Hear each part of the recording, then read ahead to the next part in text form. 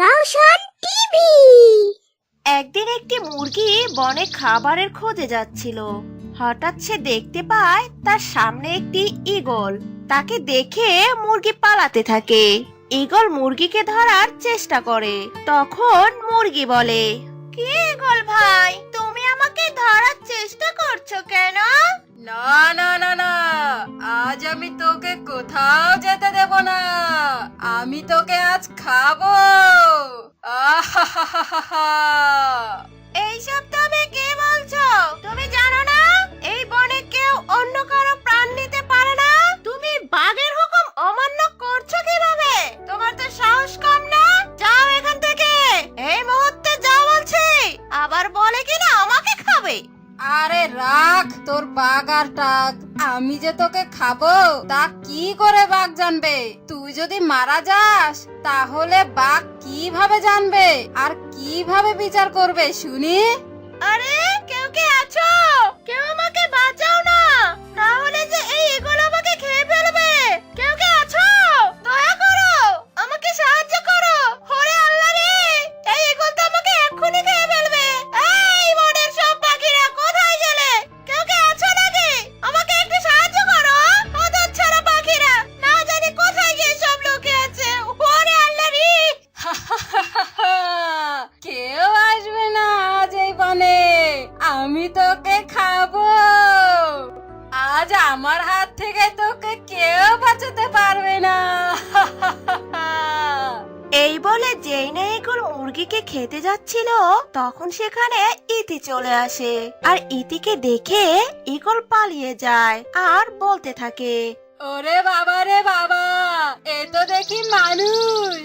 এই মুরগি, আজ তোকে এর জন্য ছেড়ে দিলাম, আর অন্যদিন তোকে ধরে আমি তোকে খাবই। তখন দেখবো তোকে কে বাঁচায়। এই বলে ঈগল সেখান থেকে চলে যায়।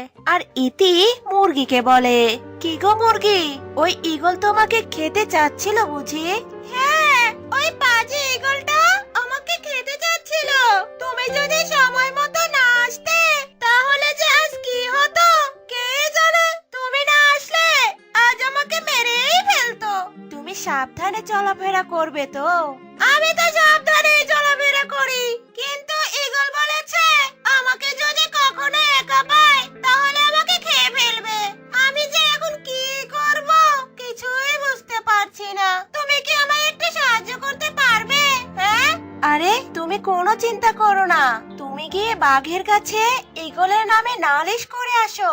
বাঘ নিশ্চয়ই কোনো না কোনো ব্যবস্থা করবে। আচ্ছা, তাহলে বাঘের কাছেই যাই, দেখি কি ব্যবস্থা করে। তারপর মুরগি বাঘের কাছে ঈগলের বিরুদ্ধে বিচার জানাতে যায়। মুরগিকে দেখে বাঘ বলে, কিরে মুরগি, তুই এখানে? তা কি মনে করে এখানে এসেছিস? কোনো দরকার নাকি? হ্যাঁ বাঘ মশাই, আমাদের বনে যে ঈগল আছে সে আমাকে খাওয়ার জন্য আমার পথ আটকে ছিল।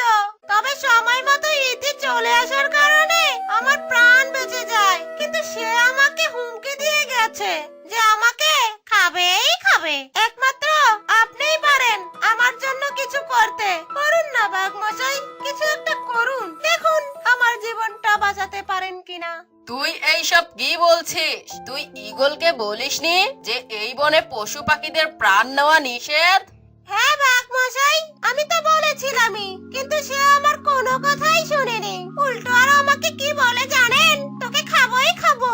কত বড় বেয়াদব দেখেছেন? দেখুন এখন আপনি এর শেষটা দেখুন কি হয়। কি? ওর এত বড় সাহস যে আমার হুকুম মানে না? তুই নিশ্চিন্তে যা, আমি দেখছি ওর কি ব্যবস্থা করা যায়। পাজি ঈগল দিন দিন অনেক বার বেড়েছে দেখি, এর একটা বিহিত আমাকে করতেই হবে। এরপর মুরগি সেখান থেকে চলে যায়। আর বাঘ ভাবতে থাকে ঈগলের কি করা যায়। তখন বাঘ ঈগলকে ডেকে পাঠায়। বান্টি পায়রা, তুই এক্ষুনি যা, ঈগলকে গিয়ে বল আমি তাকে ডেকে পাঠিয়েছি। ওর কত বড় পাখা গজিয়েছে, এবার ওকে তা আমি দেখাবো। ঈগল, এই ঈগল, বাসায় আছো? বাঘ মশাই তোমাকে ডেকেছে। কোথায় তুমি? তাড়াতাড়ি এসো। আরে এ তো দেখছি কথাই শুনছে না। আরে এই বেটা ঈগল, তাড়াতাড়ি এসো। আরে কি হয়েছে? এত ডাকাডাকি করছো কেন? কি হয়েছে? হ্যাঁ, তোমাকে বাঘমশাই ডেকেছে আর যাওয়ার সময় তোমাকে দেখা করতে বলেছে বাঘমশাই। কেন? বাঘমশাই কেন আমাকে তার কাছে ডেকে পাঠিয়েছেন সে তো আমি জানি না। তুমি নিজেই গিয়ে দেখো কেন ডেকেছে। আমার বাবা কাজ আছে, আমি চলি। তুমি এখন যাও বাঘমশাইয়ের কাছে। এরপর ঈগল বাঘের কাছে যায় আর বলতে থাকে, সালাম বাঘমশাই, আপনি কি আমাকে ডেকে পাঠিয়েছেন? ঈগল, তুই নাকি আজ মুরগিকে মেরে খেতে চেয়েছিলি? এইসব আমি কি শুনছি? তুই আমার হুকুম অমান্য করেছিস। আরে বাঘমশাই, আপনি মুরগির কথা বিশ্বাস করেছেন? আমার এত সাহস কোথায় যে আপনার হুকুম অমান্য করব? কিন্তু মুরগি এসে যে আমাকে বলল তুই নাকি তাকে খেতে চেয়েছিস, তুই আমার কথা অমান্য কেন করিস? না বাঘমশাই, মুরগির এইসব ভুল ধারণা। আমি মুরগির সঙ্গে খেলা করতে চেয়েছিলাম আর মুরগি ভেবেছে আমি তাকে খেয়ে ফেলবো। ও আচ্ছা, তাহলে তুই এবার যা। তবে সাবধান, বনের কোনো পশু পাখিকে ক্ষতি করার কোনো চিন্তা মাথায়ও আনিস না, বলে দিলাম।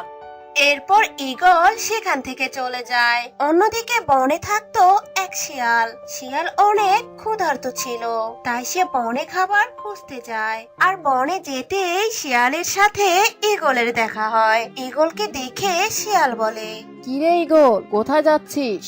কোথায় আর যাব, বাঘমশাইয়ের সাথে দেখা করতে গিয়েছিলাম। কেন? বাঘ এর সাথে দেখা করতে কেন গিয়েছিলে? শিয়ালের কথা শুনে ঈগল সব ঘটনা খুলে বলে।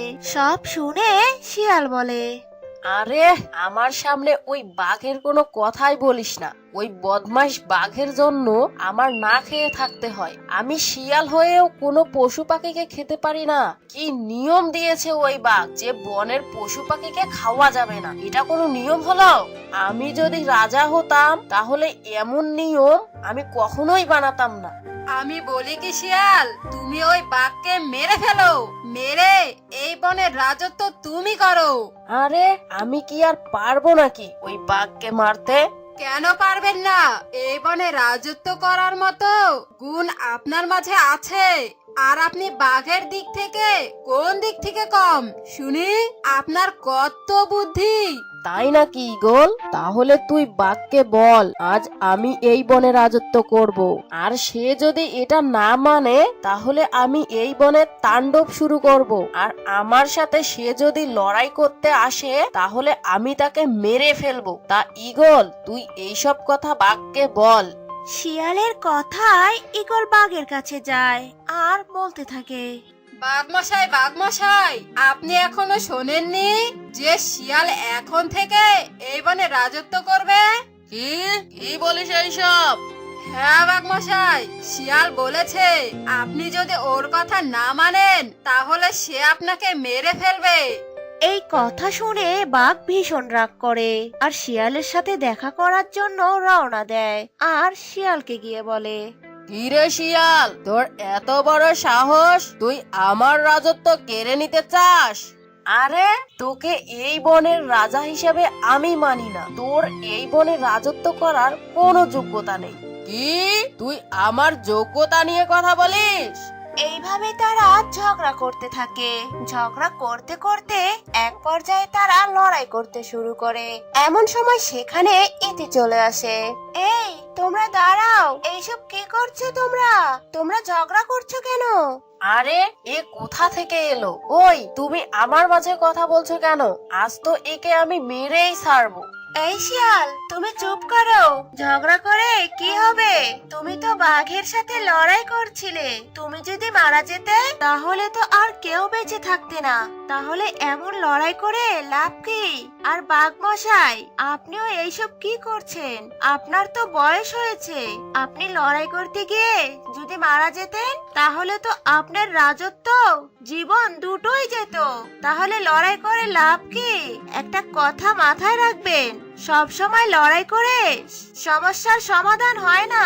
তারা দুজন ইতির কথা শুনে লজ্জিত বোধ করে আর ভুল ভেঙে যায়। এরপর তারা দুজন বন্ধু হয়ে যায়। তখন শিয়াল বলে, এখন থেকে বাঘমশাই রাজত্ব করবে। বাঘমশাই বনের পশু পাখিদের কথা অনেক ভাবে। আমাকে মাফ করে দিন বাঘমশাই। এরপর যে যার আস্তানায় চলে যায় আর বনের পশু পাখিরা সুখে শান্তিতে বসবাস করতে থাকে। তো বন্ধুরা, কেমন লাগলো আমাদের আজকের গল্পটি আমাকে কমেন্ট করে জানিয়ে দাও। যদি গল্পটি ভালো লাগে ভিডিওতে লাইক, কমেন্ট ও শেয়ার করতে ভুলো না কিন্তু। যারা এখনো চ্যানেলটি সাবস্ক্রাইব করনি জলদি সাবস্ক্রাইব করে পাশে থাকা বেল আইকনটি বাজিয়ে দাও। আজ এ পর্যন্তই, দেখা হবে পরের কোনো মজার গল্প নিয়ে। Bye bye.